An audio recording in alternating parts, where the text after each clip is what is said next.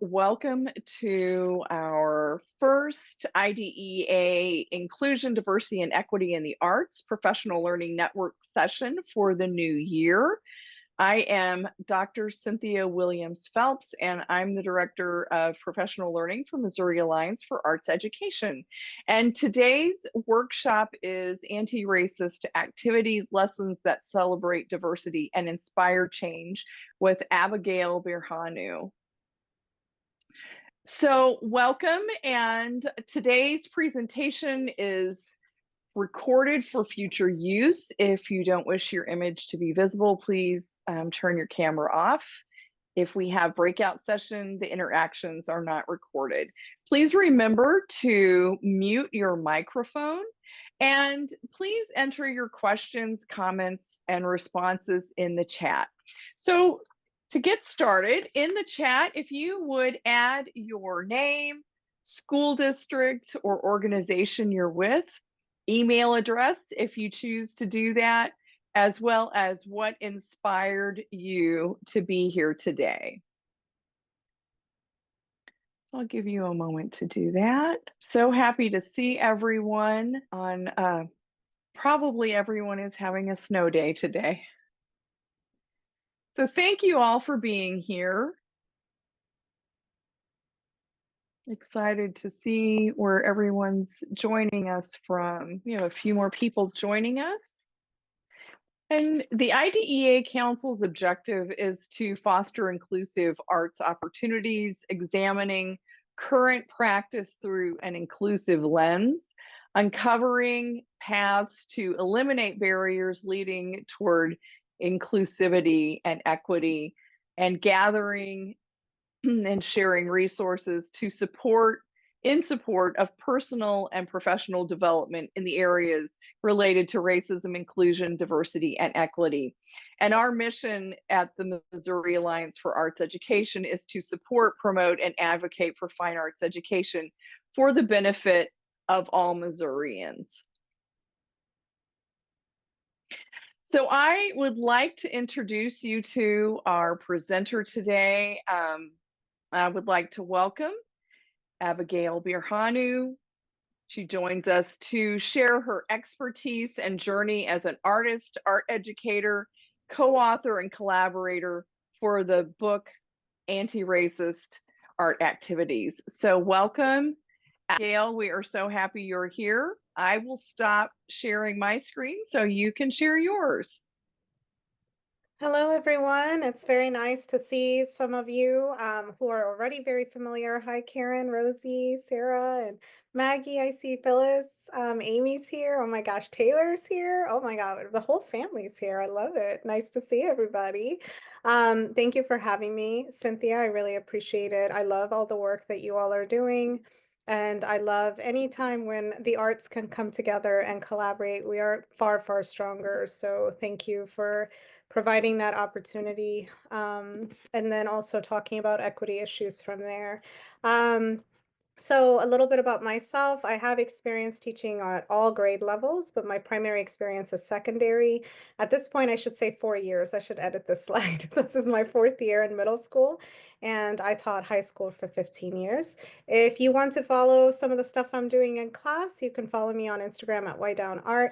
I just ask that you don't comment. I just kind of leave it as, especially for people outside of the Clayton community, I just say you're welcome to creep in the background usually, so feel free to do that, because you'll see some of these lessons at play in there if you would like. Of course, I am not the sole author. As Cynthia put it, I am a co-author, and here are some of the beautiful, lovely people I get to work with.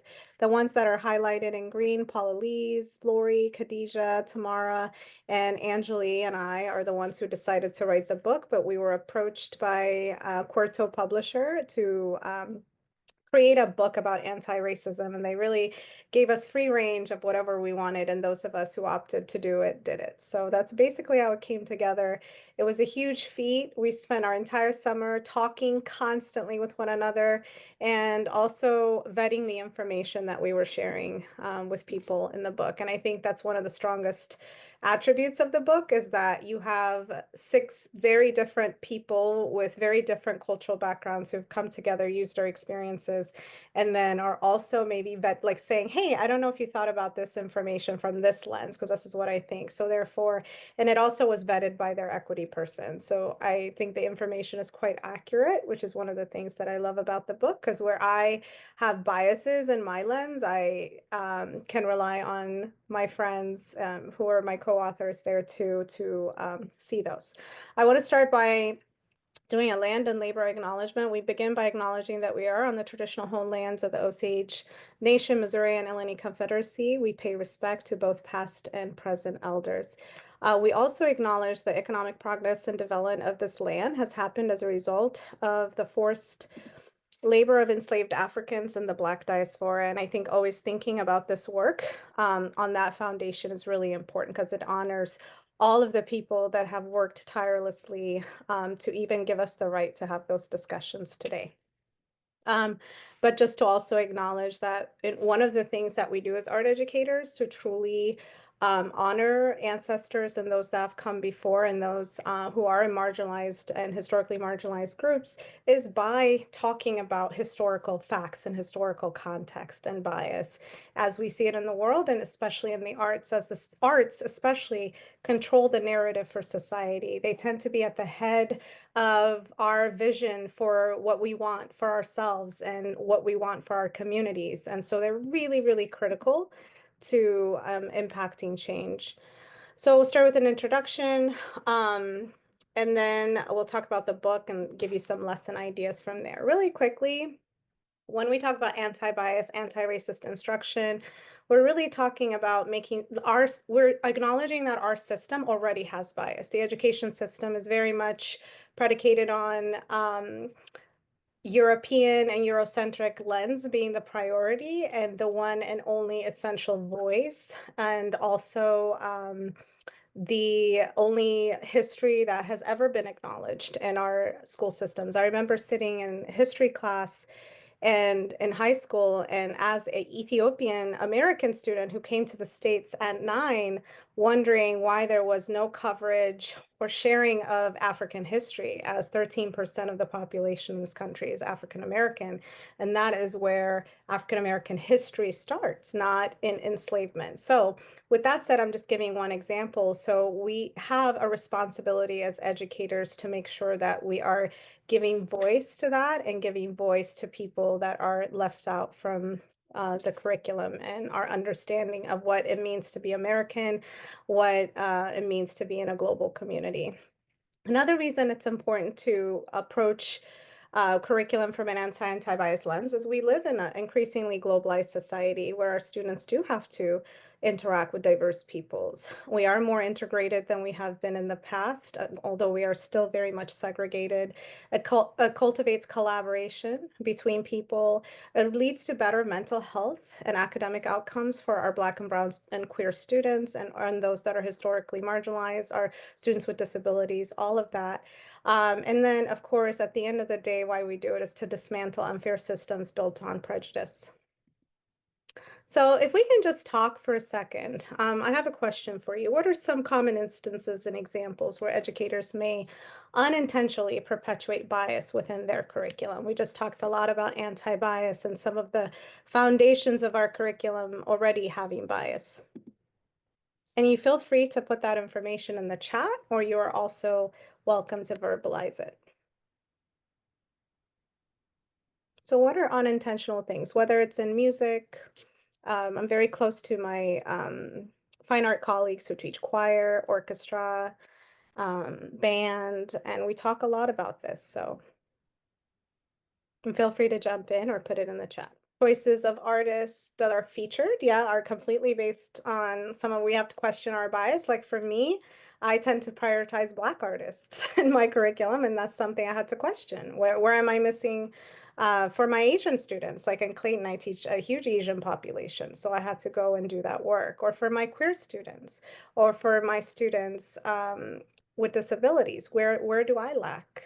You know, in the artists that I'm featuring to represent those students as well. That's okay, Rachel. Thank you. Yeah, holiday performances and projects. Thank you, Rosie.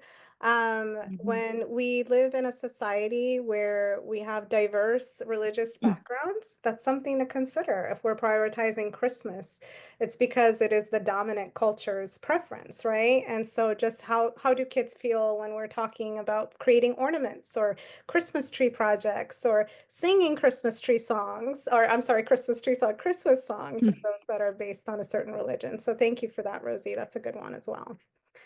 A lot of music performed has historically been composed by white male composers. Absolutely. Yes, when individuals teach the way they were taught, not realizing it is from a Eurocentric perspective. Absolutely. This is something that I was tuned to, Phyllis, because I think I felt left out as a Black girl in predominantly white school. I had come from U City, which was predominantly Black, where I learned about, very powerful authors and musicians that are Black. And then I came into St. Charles and they were not around, nowhere to be discussed or seen. So for me, I was tuned to it. But often, if this is the way we're socialized and taught in the school system, we might not know any different, right? And then genres based by race. Sarah, what do you mean by that? If you can elaborate. If you, Just like we want to just label certain things like rap or jazz or Mhm. certain races to other things. You know, I'm a very mixed population at our school, and to say, like, oh, well, we live in the country, so all my kids like country is not Yeah. typical for our school and how it makes it up. So, yeah. Absolutely. Thank you for saying that. Appreciate it. So always just thinking about where we're coming from is often from the dominant lens, right? I'm sorry, y'all. I'm trying to get my slide back. Here we go. Thank you for that conversation, everyone. So once we acknowledge that we already work from a foundation of bias, then it's really easy to start like doing the research, questioning, doing the auditing.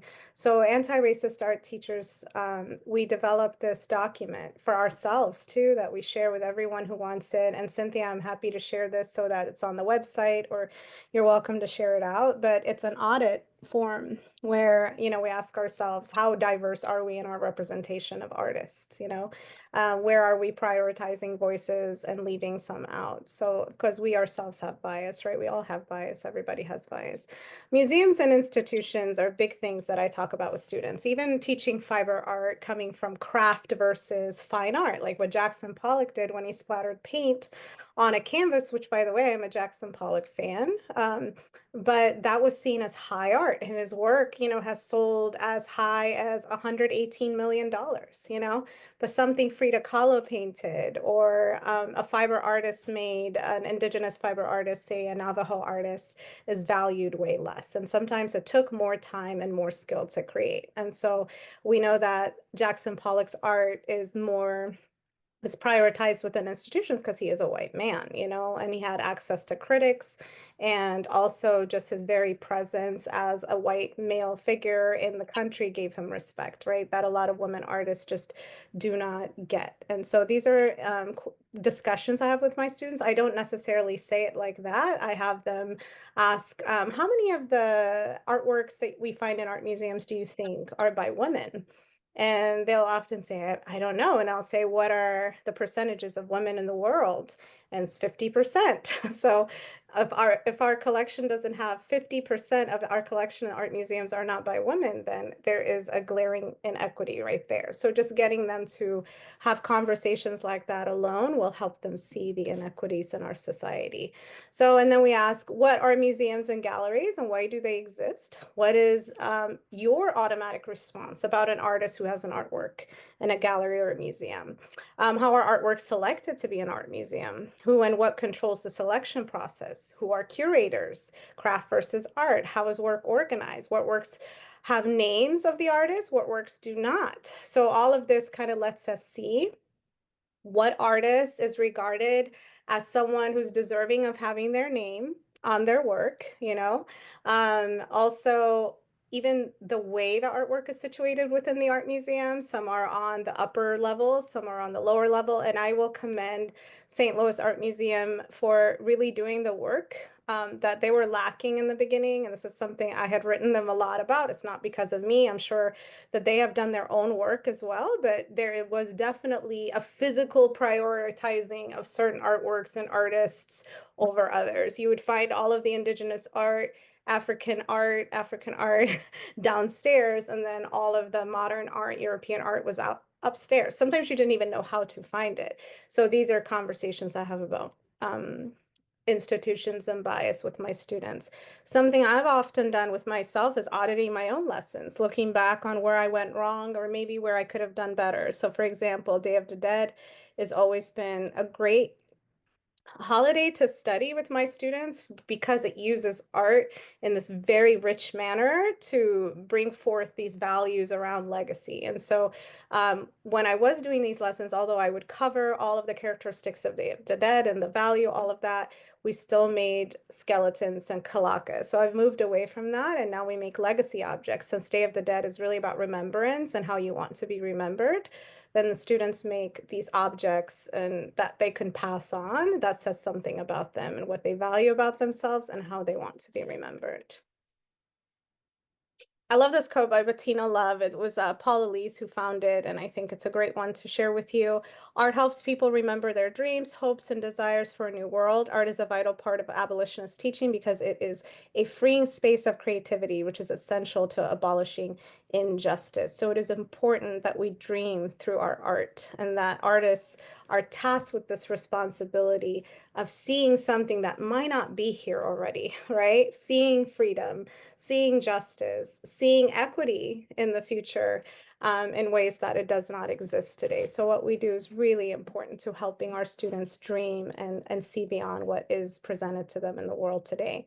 Art can also initiate really important conversations around voice, power, and equity. It does often, but we are reluctant to share that with our students, and we're reluctant to tackle those issues because we see them as controversial, but artists do it all the time in their work. Artists are often controversial in their work and always pushing the boundaries.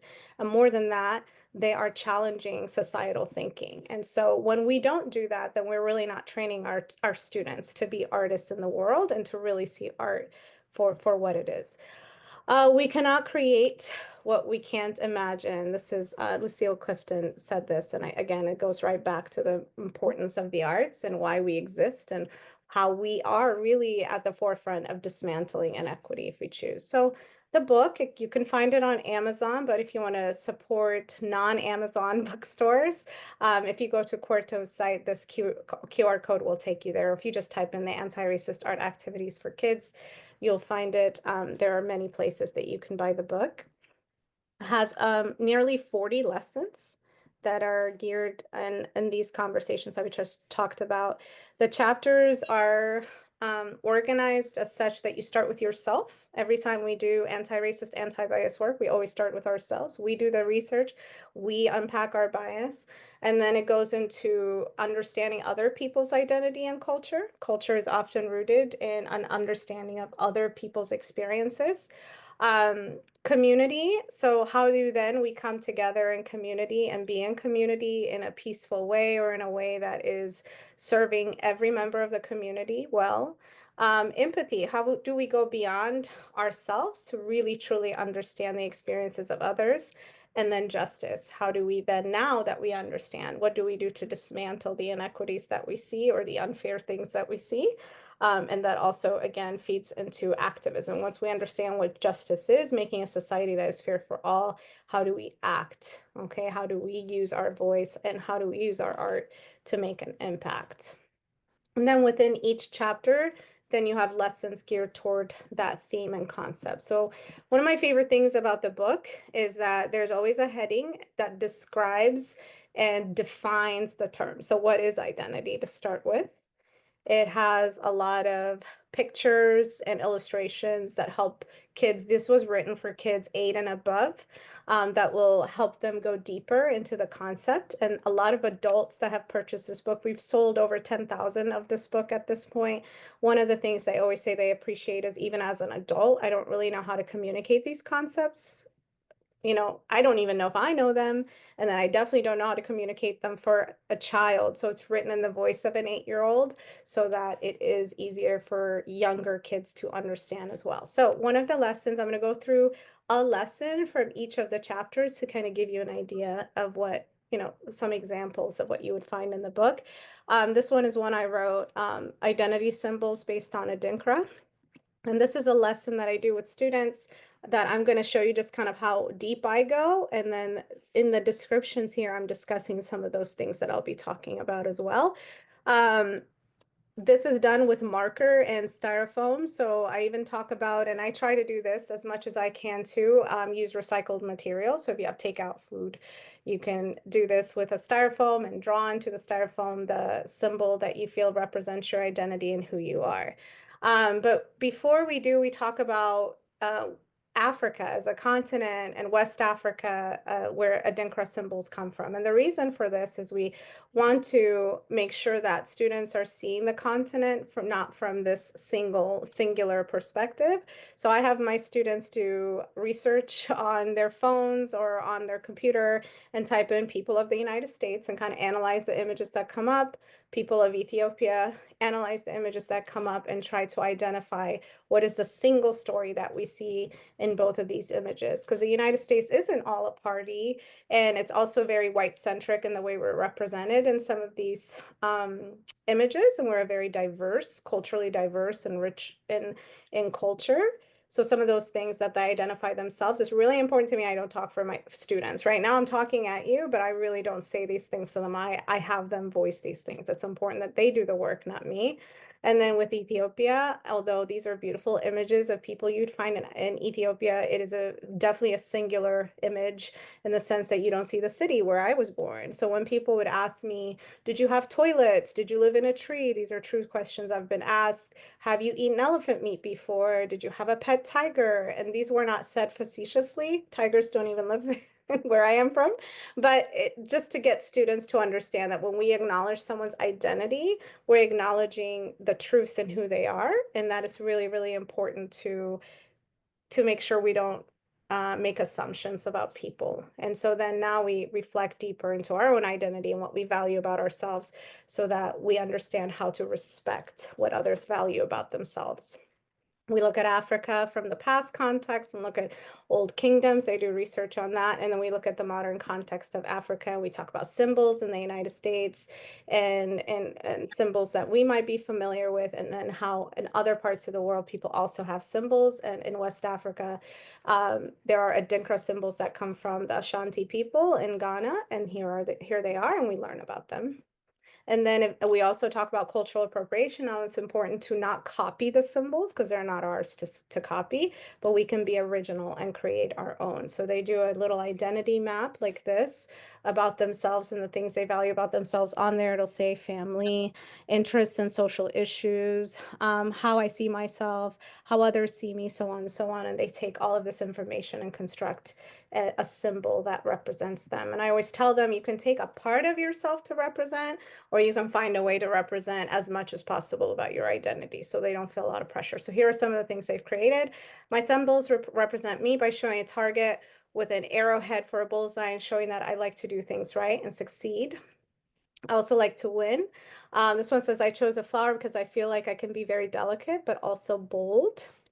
That's why I made the flowers black and bold. This one's one of my favorites. So she made a portrait of herself as a symbol. My symbol shows my blackness. It's faceless because I want you to envision your own ideas of blackness. But to me, blackness is whatever you want it to be. It's strength, power, growth, healing, beauty, and more. In all honesty, and notice I did not change the way she phrased things. I'm not a grammar teacher. That is not what I'm here to do as an art teacher. For me, it's really important that my students show up as they are. Grammar is one of the ways that we make some of our students feel bad about their culture and where they come from. And my student here uses African-American vernacular. She's also a teenager and she's just expressing her idea. And as long as I can understand what she's saying, I'm good with it. In all honesty, to me, blackness is something that I can't describe or draw. And there's so much more to being black than we or I even know. And then she cut up her image and used it in the background. I'm a choice teacher, so I just did this as an activity on printmaking. And then it was up to them if they wanted to use it further from there, or they could just turn it in as is, and she decided to use it for her choice art. The next chapter is culture. We talk about how culture is really communicating people's lived experiences. Culture goes deeper than the food and music we listen to. Those are just mediums we use to express our experiences and our memories and those things we value about ourselves. So when we insult other people's cultures, it's very personal, because it's really insulting an identity and who you are and what you value about yourself. And then there's a lot more information shared about culture to help our students understand. This is also a lesson I wrote in the book. It's based on Chinese literati paintings, which are all about capturing the experience of being in a place. So a literati artist would go into a landscape and they would paint, usually with ink, or print what they were seeing in front of them. But it didn't have to be realistic. It didn't have to look like the place. You can add information if you want, like these boats maybe weren't there, but the artist decided to add it. It's all about communicating the feeling of what it feels like to be there from your own perspective. And so in doing that, the idea is, how do we learn to value varied perspectives and ideas? So in this landscape, 2 people, 3 people, 4 people can sit and look at the same landscape and come up with very different drawings. You also tend to emphasize a multisensory experience. So for example, what are you hearing, and not just what you're seeing? What are you feeling, and how can you communicate those textures and sounds? And so here are some of the artworks that my students did in high school when I did this lesson with them. Community is another lesson, another chapter in our book. And community is, again, all about who are the people in your community? Why is it important to live in community? How do you honor people in your community and the diverse and differences that you see in your community? Because difference is beautiful. The idea is difference is beautiful in a community and is something to be celebrated. So here you can choose a community hero that you would like to celebrate. Empathy is the next chapter. This one I love. Paula Lees did this lesson, and it's one of my favorites. So again, we describe empathy, and she creates these, what she calls compassion critters. And she talks to her students about how empathy is trying to understand another's perspective and their experiences and what they're going through. But compassion is the action of how to support them and be there for them. And so I love this breakdown that she does. So people who are compassionate see and notice when someone may need help. They understand, they listen and know someone's point of view. They connect, they find commonalities even with those who are different from them, and they act. They ask how they can help and take action without expecting anything in return. So then her students create a creature that embodies all of these characteristics as a compassionate creature. What does that look like?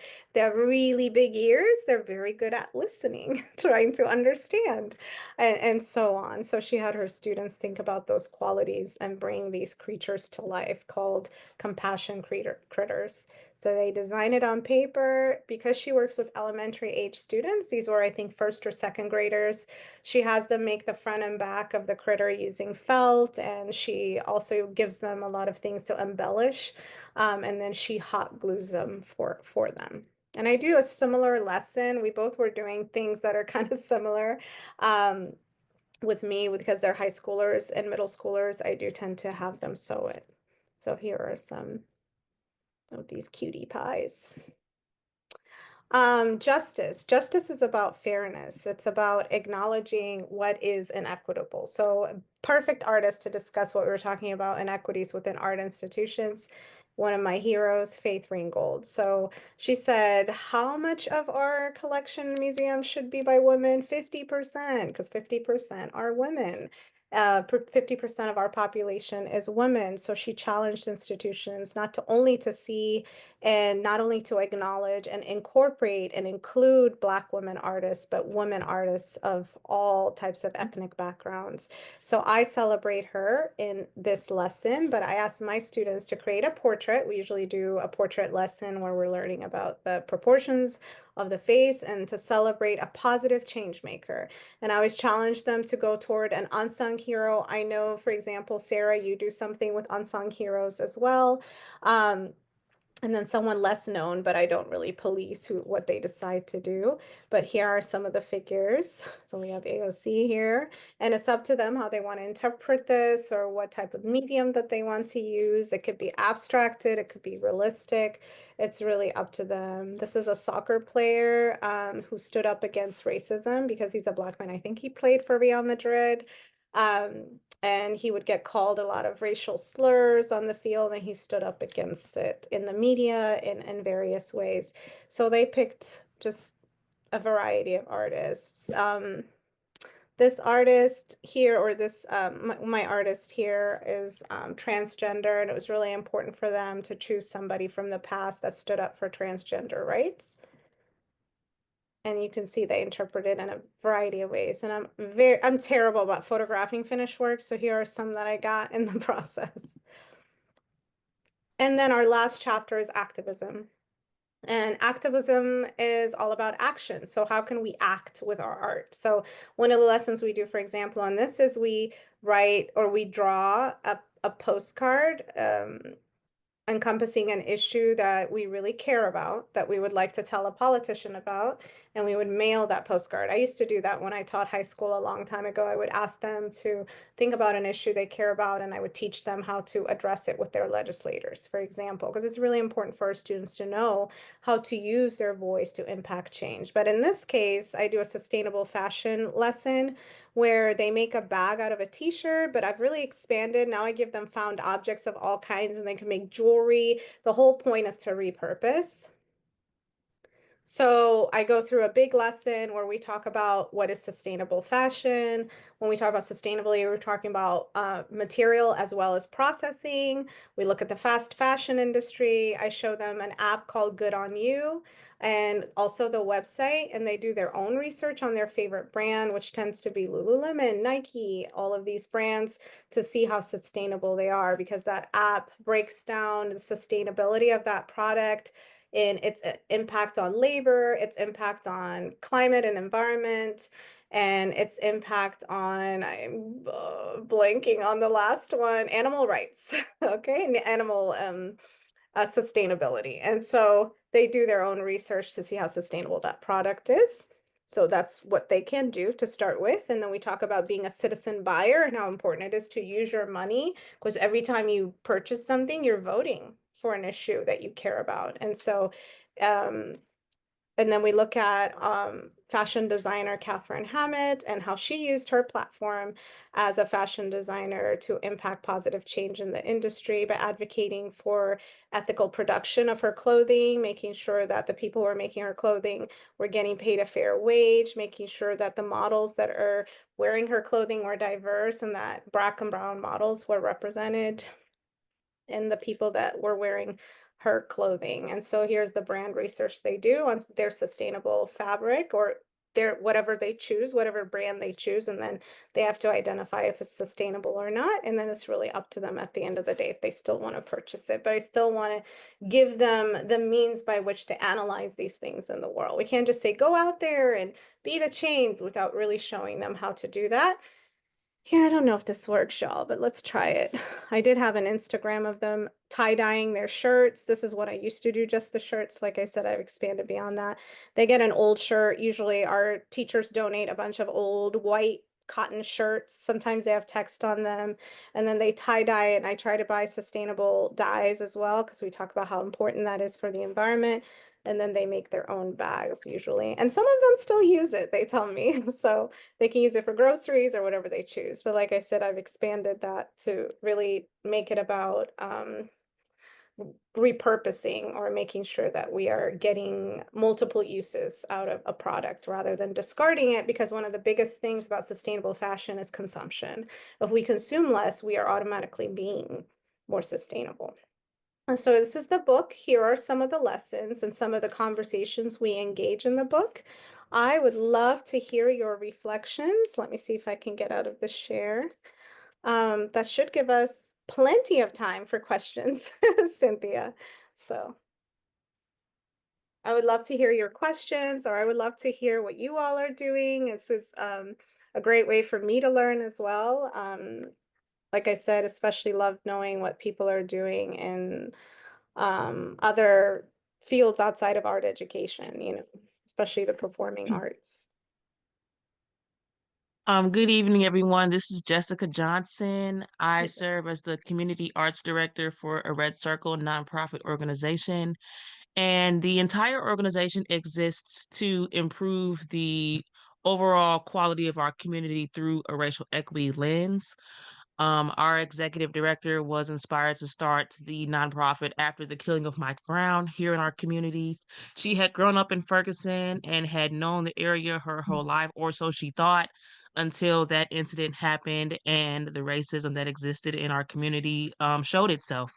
And so instead of being another angry community member, she wanted to once again be the change that she wanted to see, and thus the nonprofit was born. And so I was really interested in this seminar when I saw it on Facebook. It just popped up on my Facebook feed one day, and this semester we're going to be getting a group of 4 girls. They're from a high school, I think in like Creve Coeur, or one of the more affluent parts of the county. And I really was interested in sharing this resource with them because they're not from the same places we're from, where we have to like fight tooth and nail for funding. And, they have the really nice theaters that look like theaters, whereas we have to perform in like gyms, and lunchrooms.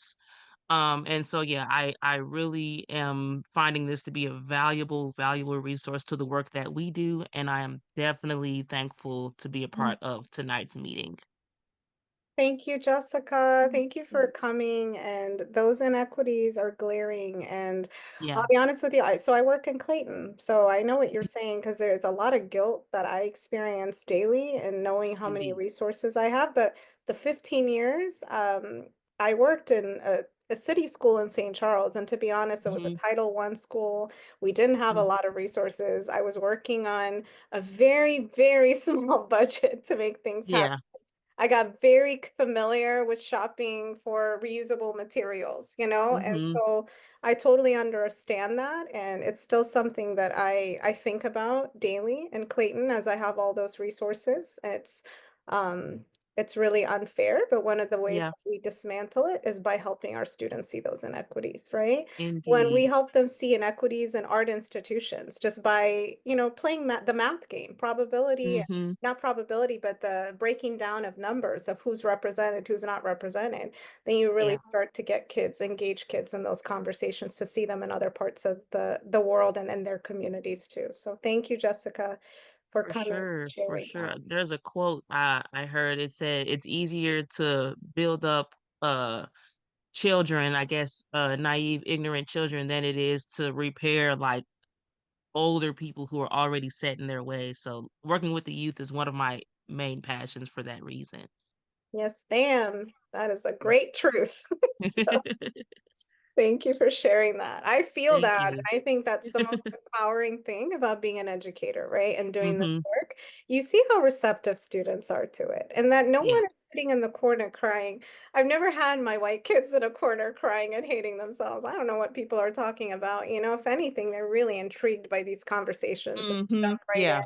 And one They're of some the tough little memories I people. have when I worked in St. Charles is one of my students was applying for med school, and one of the things that she engaged the interviewee in is how important it is for her to see the mortality rate of Black women, Mhm. giving birth, and that's something that she would like to tackle. And so, again, just That's my art awesome. student, Yeah. and one of the things that she said to me, she came up, she said, "Miss B, I honestly wouldn't even have thought about that had we not Mhm. had these conversations in this classroom, and we didn't have conversations about Black women mortality at all." But Yeah. you Yeah. start investigating these ideas in different ways through the arts, then she started seeing them in other places too, and in For a sure, for sure. And second. I don't mean to keep dragging on, but No. I remember reading in our current well, not current yet, but our soon to be administration, not to get too deep into politics, but it was something about cutting funding for schools who teach critical race theory.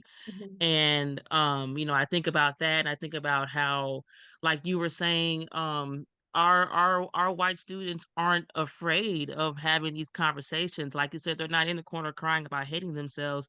They have a genuine interest in learning about these things. So I think a lot of third party resources are going to be needed Yeah. in this time to help push that education. I heard in Florida there are students who are using their Saturdays to go learn about um the proper correct education about race history in our country. So it's very interesting times that we're living in, and this meeting has come right on time for sure.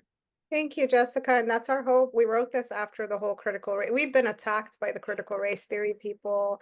Our Hmm. information blasted out. I had to go. We were getting like hate mail in our Wow, yeah. Instagrams, you know, because some Fox News personality put our information out there on Twitter and it was a whole thing, you know.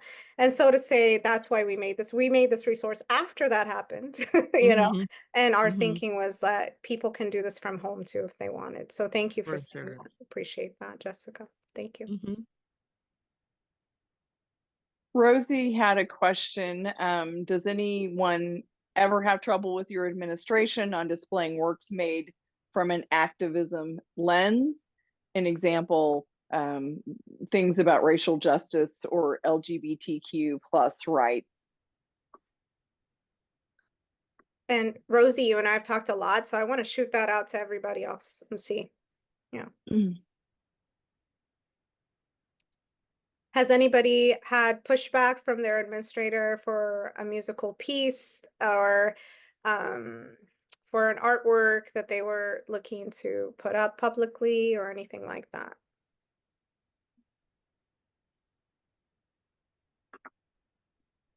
So I'm very fortunate in that honestly, I had no issues until the critical race theory conversation. And then it felt personally like St. Charles was starting to change. And we were getting emails that one of our teachers at the middle school got in trouble for just discussing gender types, different genders. And she got a lot of pushback. She had to like take a day or two off from work, and we had an email saying anytime we were discussing controversial issues or identities, we needed to send an email home to let parents know or include it very visibly in our curriculum. And I really didn't like that wording because I don't think my identity or my queer students' identities, my transgender students' identities are controversial or should be. They might be controversial to you. It's just who we are. And so, it's really, you know, Jessica, you said, I don't want to get political, but teaching is very political. It's very political, you know? And so, and everyone makes it so. And even the way curriculum is vetted and written, it's political. Who's in the space and who's in the space to do it? You know, what identities are there? What perspectives are there? What biases are prioritized? You know? And so, one of the reasons I left is because of that. I had a really good experience with the district. My 15 years, I had a great time, but I just didn't know what was coming and what they would succumb to. And so, and like I said, I still have really fond memories of my students, and I never had pushback from parents. My colleagues were nothing but celebratory, so I had a really positive experience there. But like I said, I started seeing how the politics of our state was going to affect our district, and I didn't know if I could just talk about these things very comfortably anymore. They were never an issue the 15 years I was teaching, and then all of a sudden, you know, they were being highlighted in a way they weren't before. Um, Phyllis also asked a question. Is there any wisdom this group can share in regard to the pending legislation offered, which attempts to regulate and discourage people from engaging in personal growth? And she included a link for that bill. So if anyone has any thoughts or insight to that, please feel free to share in the chat.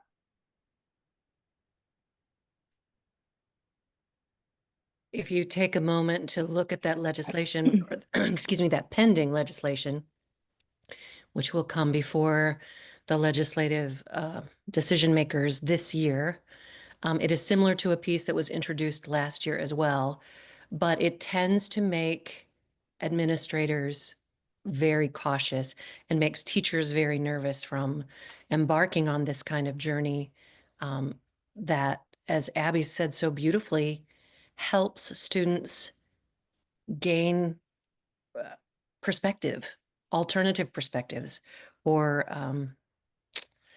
anyway, so we want to provide support, and the IDEA sessions like this are designed to provide some support so that we can lean on those who have experience and success in letting the students lead the conversation. And it just feels like educators aren't trusted to do that work. And I would welcome any wisdom you all have. Thank you. I want to say something, Phyllis. I think that, first of all, you have to be super transparent about this work. You know, I think Rockwood got in trouble for disguising some of it, if you remember, and they were targeted pretty heavily and it made national news. I'm always transparent about what I'm talking about, but I'm also really careful not to use the trigger words because those are very intentionally there to police that conversation, you know? Where I am in Clayton, I'm very lucky because the parents are more than welcoming for this conversation to happen, you know? But in the past, you know, I would never probably go into a classroom and say Black Lives Matter because that's considered a political phrase. It's not, but you know, and so there are ways I will talk about race and identity, and then especially use the artist's voice to discuss these things. You know, what's nice about art education is we have YouTube.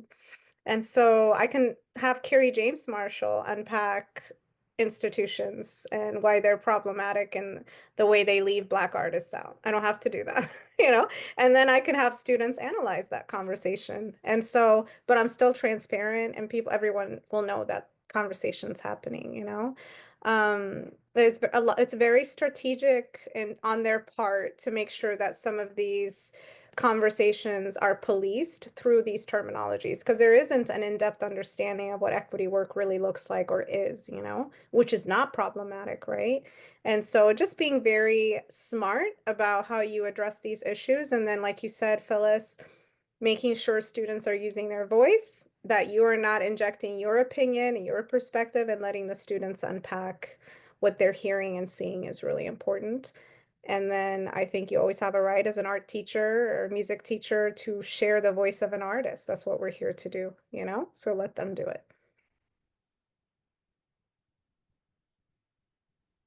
Abigail, if I can piggyback off what you said, Yes, as you all Karen. know, yes, hi, can you Hi, guys hear how me are you? okay? Nice to see you on here. I It's, loved it's, your presentation last year. I still think about it. So oh, thanks. You know, I would have to say as being a certified national storyteller, it can be challenging. But I have to say for me, the way I approach it is just a little bit different. This last February, I was hired by Fort Osage here in Kansas City, in Independence, I think they are. And the librarian reached out to me, and I was so honored that she reached out. Didn't realize she had 1,700 students that I had to empower, engage, and inspire. So let's just say I had 7 sessions, 45 minutes with all those students. And the way I approached it, because it was a predominantly, you know, low income school, let's put it like that. And a lot of the children don't know anything about African Americans when it comes to history, art, storytelling, or anything. So I had the honor of doing J to the A to the double Z. It was a presentation, but I allowed the children to be the Afro American musicians, and the way they were able to understand and to relate and hear the story, that allowed them to understand and have a lot of good questions and like, well, why did this happen and how come they couldn't do that? And I was like, that's just the law. That was the law of the land. And in return, it was so good because in return, you know, I did her story. I did a production about 3 Afro-American women in history and was honored to bring these women to the forefront. And one young lady, I kid you not, she dressed up to come to the presentation that I had because she was so engaged, she was so empowered that she wanted to learn more about Afro-American women in history. And her mother was like, I never would have known anything about this if this presentation hadn't been done. This past summer, I don't know if you're all aware, I portrayed Ida B. Wells Burnett and brought her to the forefront. And it was a showstopper. When I tell you it was a showstopper, I didn't realize how much it was a showstopper until I heard that's when Kamala Harris announced the exact same day I'm performing. That's the same day she announced her presidency. And people were like, do you realize what you just did? And I'm like, no, I'm just delivering a message. But at the same time, during that presentation, I opened up an exhibit called, talked about the Afro-American flag, which we don't talk about the flag. We don't honor the flag. We don't know anything about the flag. And of course, last year is 104 years. So my ultimate goal, and I would love to pitch this to anyone who's interested in doing a collaboration with me, my ultimate goal is to hit 25 different locations this year with that exhibition. And it's about the Afro-American flag. And it's 13 pieces in the exhibition. And it comes in 3 different tiers, because if we don't educate, we don't teach, they don't know. And then we still be sitting on Zoom having these conversations without an action. And then there needs to be an action involved. So I had the honor of inspiring students at KCAI, because they're just in this little circle. They don't, and they feel they got to do it this way. I'm like, no, baby, that is not what art is. That is not what art is. You have to look at your heart to understand art, and then you got to look at the earth to understand the art that's in the earth, which I think that's what we're forgetting. God created the earth, and then he said, I need some hearts to take care of this earth. So, he just took the H, moved in front of the E, and this is what you have, which is art. But I would also encourage you all to go listen to Nina Simone as she talks about art. She makes it very clear that that is what the meaning of art is. It's an artist's responsibility to reflect the time. That's what art is. That's all day, every day. But I encourage you to listen to Nina Simone. I had to listen to that like 5 times to understand what she was saying. And it clicked. And I was like, oh, that's my job. So again, like I said, I'm a certified national storyteller. Be willing to come in and assist and help anybody at your school that you would love some help with. But to tell the story and to educate them through art, history, and the culture all in one, that's who I am. That's what I do, and honored to do it. And I'm just looking forward to 2025. It's good hanging out with Sarah and Rosemary. I'm looking forward to seeing you girls in April. And then I'm gonna conclude with this, in case you all are not aware. I am the 2025 Individual Artist of the Year, representing the state of Missouri and the city of Kansas City. So I can't sit back and just hold on to this. I have to be out, and it's time for me to get out and do way more than I've done. But I would love to implement a collaboration with all of you if you're willing to build something with me. So with that being said, Ashe. Thank you, Karen. Really appreciate that. I want to collaborate with you one of these days. You're on my list. Trust me. Okay. Thank you so much. That's a great idea. You got and that's a great idea. And what you talked about too is a part of what's happening right now is erasure, right? To erase these stories and history. Like you said, there's so much our students just don't know and understand about the construction of this country and who were the heroes, right? Right. Well, because if you think about it, it's done intentionally, is to erase. Yeah. So if you think about it, our memory is being erased automatically now. We don't memorize numbers, we don't know how to get anywhere without our phone. So it's already been digitally erased. Yeah. But hey, a lady came and asked me, she said, why do you do this? I said, because it's being erased, and it's my responsibility to do it. That's why I'm doing it. Mm-hmm. Absolutely. Yeah. Thank you for doing that. And congratulations. Thank you. And I just want to thank all of you for being here, and thank Abigail for sharing this and opening this conversation for us to have a better understanding.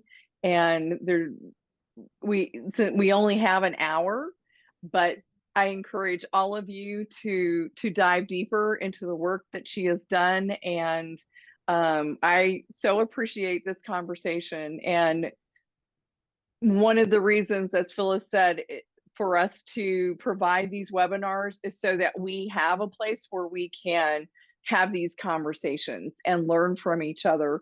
I'm going to share my screen so